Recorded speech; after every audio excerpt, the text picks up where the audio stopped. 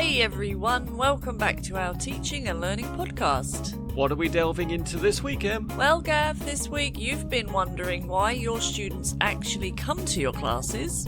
And you want to know how I deal with students who have similar or even exactly the same names. You quiz me on how you make students take turns without things getting messy. You asked me to talk about TTT and STT and when teachers really should take a back seat. And we talk about how we've used AI in our teaching today. Plus, you remind me why checking our materials before the lesson starts is so important. That is true. Now, brew a fresh cup of tea Or coffee. and enjoy the new episode of How to English TEFL Podcast. Welcome everybody, this is How to English, Teach and Learn with Gav and Em. It's a podcast about teaching and learning English as a foreign language. All opinions stated are personal and references will be given when necessary.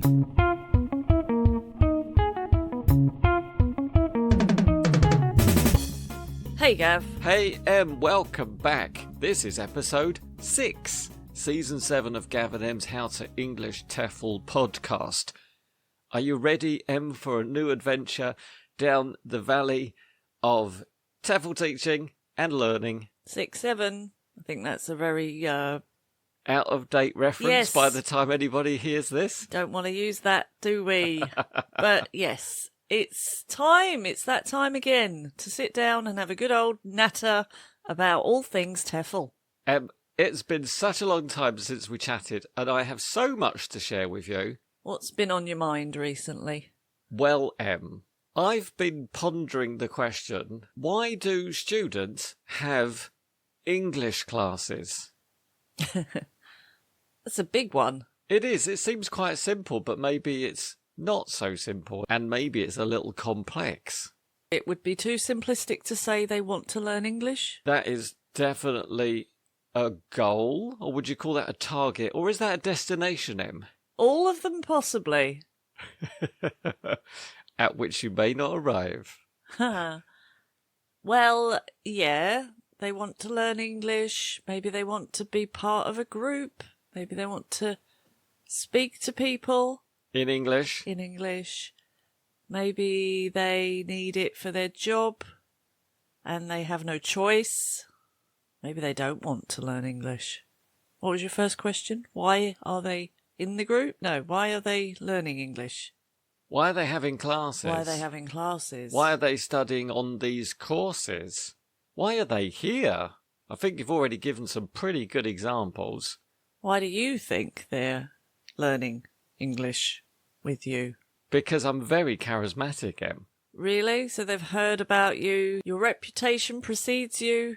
They've said, hey, Gav, I've heard of you and I want to be in your class. Or someone said to them, hey, check out this English teacher. He's cool. How many of them are there for that reason? Probably none of them, but let's continue anyway. Okay. What else? As you said, they probably want to learn English. They want to improve their skills. Maybe they've seen a TikTok video and thought, I want to be able to speak English just as well as that person in that video. Or the person in their meeting who they had to give a presentation to the other day and they thought, well, they're really good at speaking English. I'd like to be that good too. Or maybe their boss was looking at them in a way that made them feel they were not good enough at communicating in English. Could be that. Or maybe they sent an email in English to a colleague and got back a reply which was not answering the questions they were asking. Might be that. They could just be going on holiday somewhere and they want to be able to communicate. A quick refresher course or a intensive travel vocab phrases course. That student might just be there because an adult told them to be there. Or another child. I was thinking of kids' classes. Usually it's an adult that tells the kids they have to go. Another child? Telling a child they have to go? Maybe they've heard of Em's classes and they just want to be part of that group. Coming back to your idea. Your point is, I'm guessing, is this a myriad reasons? A myriad of reasons? No, I don't think it is myriad of reasons. There are myriad reasons why our students are in our classes.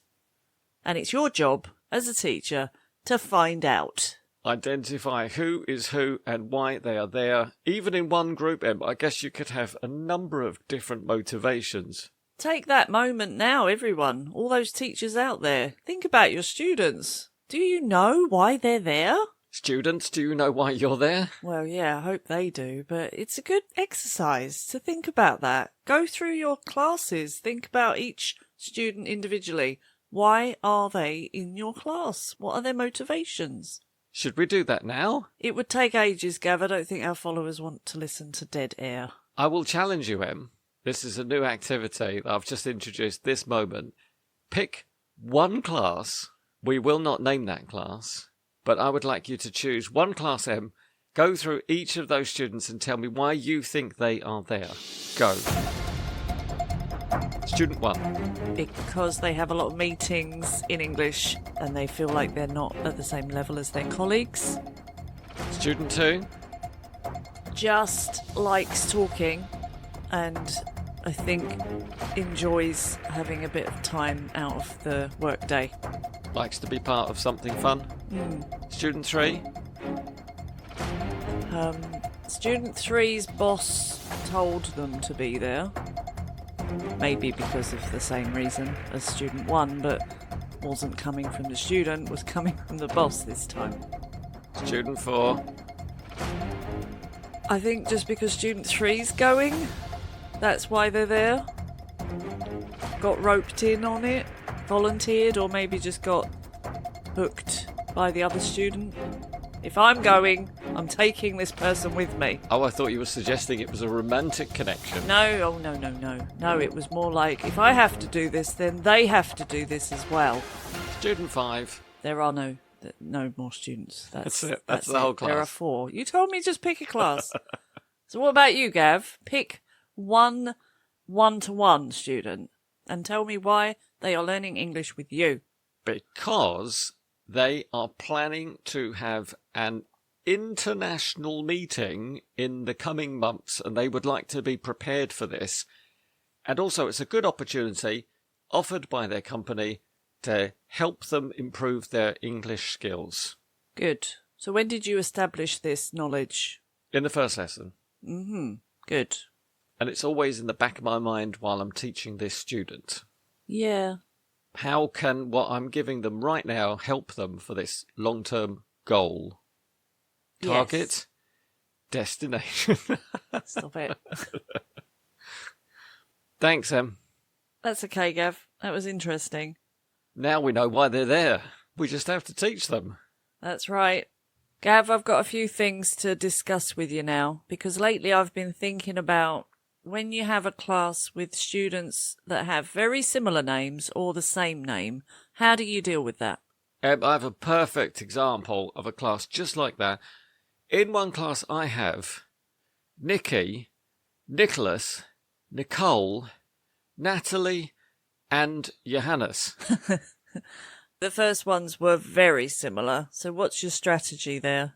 It's to say their names very, very slowly and carefully before asking them a question or giving them some information. And you look at them. I mean, if you're in a room, you can look at them, but if you're online, you can't show them who you're looking at, really. Not really. Not at all, in fact. So, yeah, that's quite a challenge. Those were similar names. What if they've got exactly the same name? What do you do then? I also have that situation, and all I do is add the first letter of their surname to their name. So, Nicholas B, Nicholas R would be an example of them. Yeah, which is quite long, isn't it? I sometimes say, have you got a nickname? Which could work if they're Nicky or, I don't know what, something with Nick. But if they then say, yeah, my nickname's Peanut, you might have to just go with that. I love that idea. Or we could name our students after vegetables or fruits. All of them, even if their names are not similar. Just say, okay, you're carrot, you're potato. And then every lesson you have to remember those. I think you're making this hard for yourself. I'm making it even more complicated, aren't I? Hey, Peanut. Yeah. I have had that happen, though, where a student's given me their cute family nickname, not realising I'm asking because their name's very similar. They're just thinking, I'm interested in what their family call them. That's adorable. Very cute. And then you can't really backtrack and say, well, that's interesting. Thanks for telling me. I'm not going to call you that. Was that Peanut in English or in their own language? It wasn't Peanut. I will not be disclosing what their nickname was because that's private. Okay, that's if their names are the same or similar. What about if you say the wrong name to the wrong student? So you're having a conversation and you just drop in their name and it's not their name. That's really interesting, Barbara. And her name is Alina. That's fine. You just say, sorry, Barbara. I mean, Alina.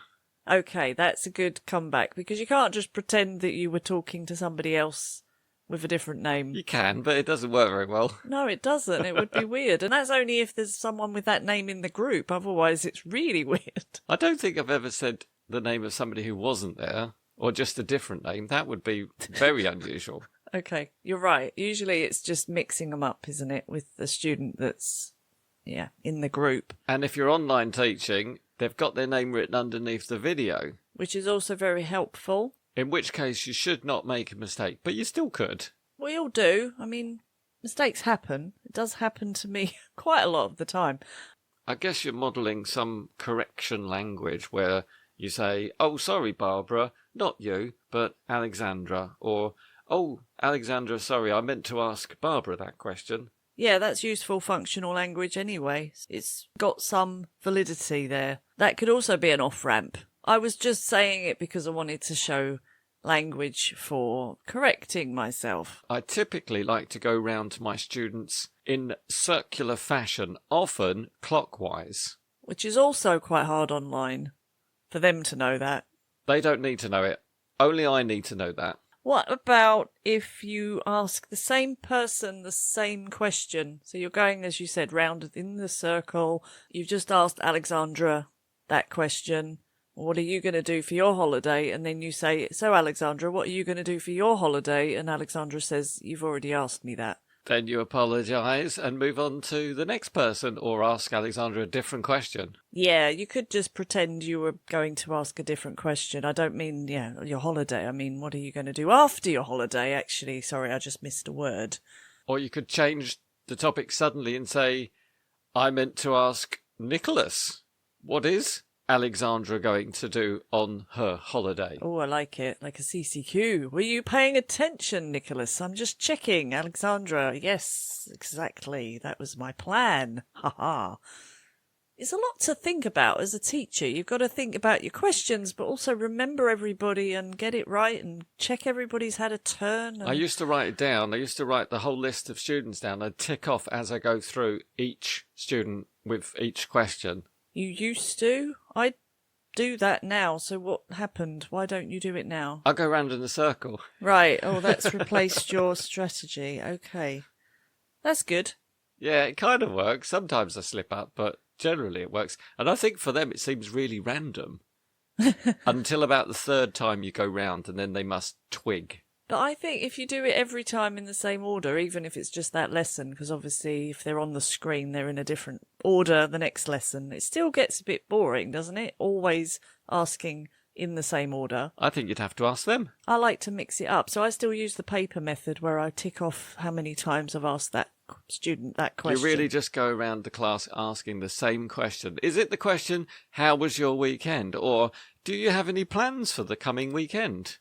Well, it could be. I try and vary the way I ask the question. Maybe, after the lesson, what's your next job?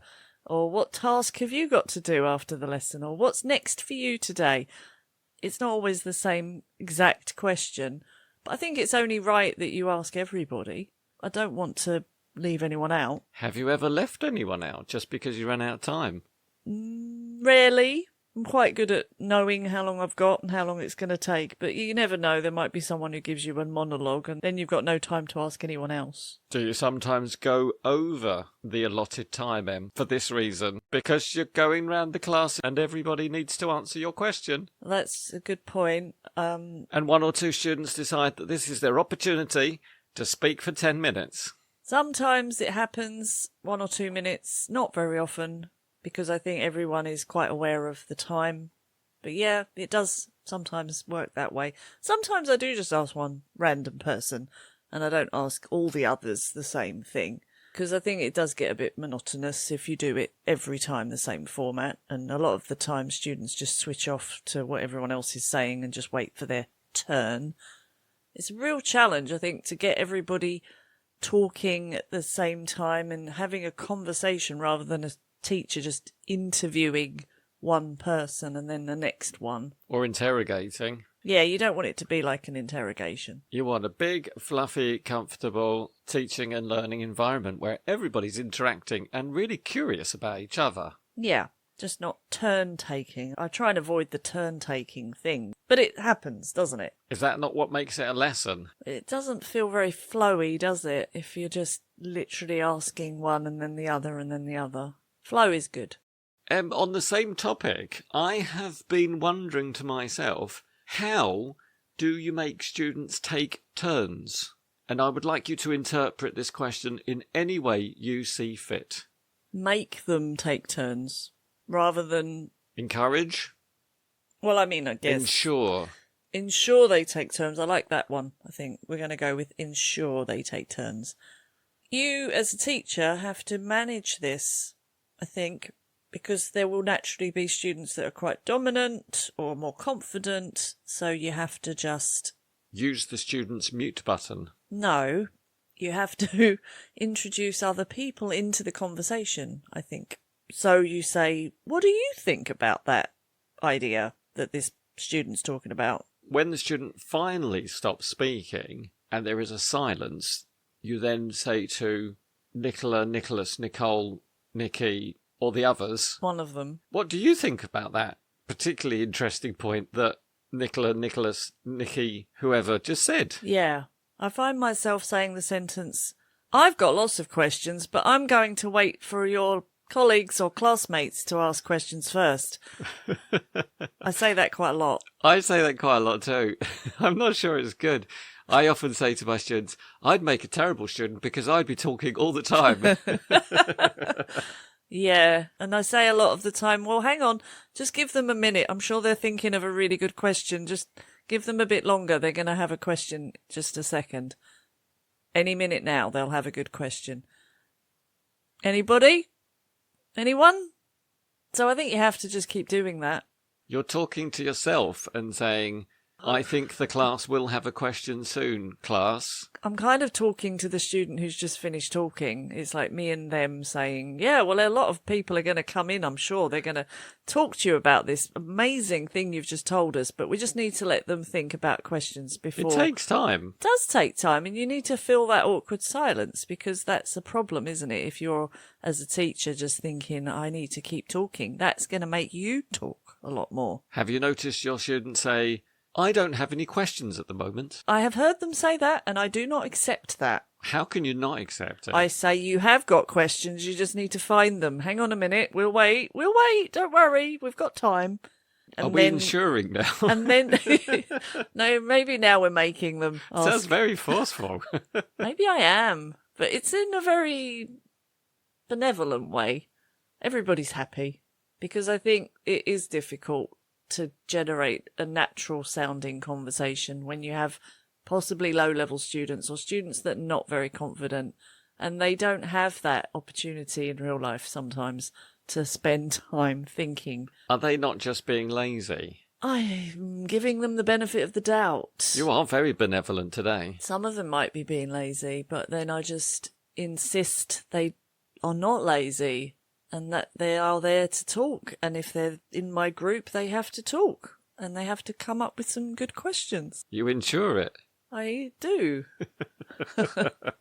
What do you do, Gav? I go round in a circle. Let's go round again.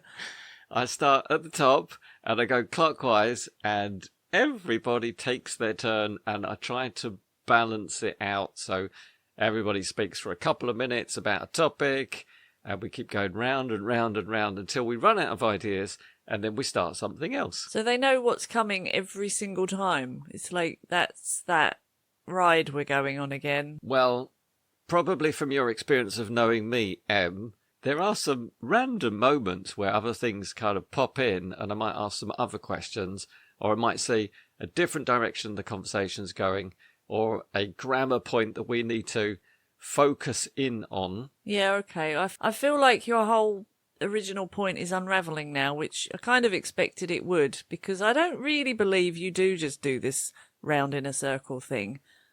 If I know you, Gav, it's not really a circle. It's more of a star shape or some sort of trapezoid. Am I in the centre of it? I don't know where you are, but I don't think it's that monotonous.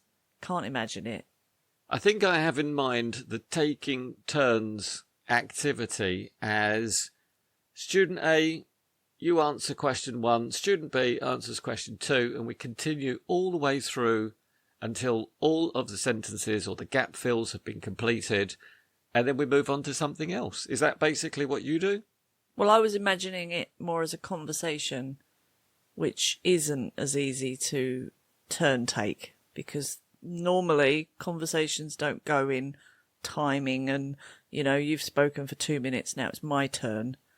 A lot of the time that's really not how it works. So I think you just have to be a bit like a chairperson as a teacher and just make sure that everyone who has spoken stops speaking and everyone who hasn't spoken has an opportunity. They may not have anything to say. I'm not too strict about it, but I make sure there's always that opportunity. It would be nice to have a little counter to see how long each student gets the opportunity to speak during my lesson. Just the opportunity, not the actual speaking time. Well, I can't make them speak, but at least I give them a chance to. Well, that may be very short if all you're doing is saying, have you got any questions? And they say no. Well, there's your opportunity. Okay, but I think the timer would be more interesting as an actual, how long have they spoken for? And then we sit there for 2 minutes in silence. Because that was your allotted speaking time, and if you didn't choose to use it, then we'll have to just listen to silence. It's been paid for. Weird. Really weird. And finally, Em, do you ever get confused when a student asks you to speak? I am terrible at that. I get really tongue-tied. How can you be? This is your job. This is your trade, your profession, Em. You are a public speaker. I'm not, though. I am an instigator. I am an encourager. I am a motivator. I'm not a public speaker. And if I have to speak for more than 30 seconds, I get really flustered and start doing that thing where you get to the end of the sentence and say, and so, yeah, that's all that is then, and sound really bad. Is that how you answer the questions when the students ask you? Sometimes. What about you? I am also a bit flustered and very surprised because I'm always expecting the next person around the circle to answer the question, not for me to have to answer the question. I love it. I really love it when students say, well, what about you? What are you going to do this weekend? And I think, oh, thanks. Haven't really thought about it. Nothing. Yeah, we don't accept that from our students, but I can say it. That's fine. Which actually was something I was going to mention as well, Gav, because I've been thinking about that. TTT. What is TTT? Is it teacher talk time? That's right, opposed to STT. Student talk time. And we know from our CELTA time, Gav, that TTT should be more or less than STT. It should be considerably less. Exactly. So it's good to remember this as a teacher. I think your students may be polite and ask you questions, but they don't want a 10-minute monologue, I don't think. I think some of them do, Em. Really? Well, if they do, they don't want it every single time. I wouldn't be surprised if I could name 1 or 2 students who would be very happy for me to talk for 10 minutes. Well, if they do, they don't want you to do it for the whole lesson. I think we can agree on that. I think you're probably right. I've had a lot of students that say this about previous teachers, that they just talked all the time. Me too. Like the sound of their own voice. Yes. And I don't do that. And as a result, I'm not good at talking about myself. Well, why would you be good at talking about yourself? You're not there to talk about yourself, Em. I definitely agree. And maybe your point, yes, students might like to hear you talk about something. They may enjoy listening to you, but they're not really there for that. Well, they might be there because they want to learn about your culture or your habits and routines and how they're different from their own. Possibly, but all this can be quite short, I think. You're not really the one that should be talking that much. My opinion. Only my opinion. That's how I feel too. And I do start to stutter as soon as I try to talk about something the students might be interested in. That's why I'm quite happy to get them to answer the questions. It's funny. It's really funny because it makes me think that I'm not really that good at English sometimes. And I think they look at me like, why can't you speak? It's not that you're not good at English, Em. It's just that you're not too keen on speaking publicly. Yeah. And I like to keep I know it sounds really bad, but I like to keep my private life private. And I don't want to share that much, really, as a rule. I love my students, and I definitely talk to them about lots of things, but I do avoid getting too close in that sense. But do you ask them to get close and to give you all those juicy details about their lives? I judge it according to each student. I don't know if that's an overall thing I can say. Well, if they're willing to give you some of that personal information, they might need something in return. Well, yeah, you got to give to get sometimes. And I must mention that it seems slightly ironic, Em, that you have a podcast if you're not a public speaker. I work really hard at this, and we do know each other quite well. So I feel a bit more confident with you. Well, that's good. Maybe this is building your confidence, and you might be able to bring this skill into your classroom. Not yet, I haven't, but I'm working on it, yeah. And my final topic for us, from me, is something I've been thinking about recently quite a lot, and I'm going to distill it into a simple question. How did you use AI in your teaching today? I used AI to generate a industry-focused, company-based questionnaire.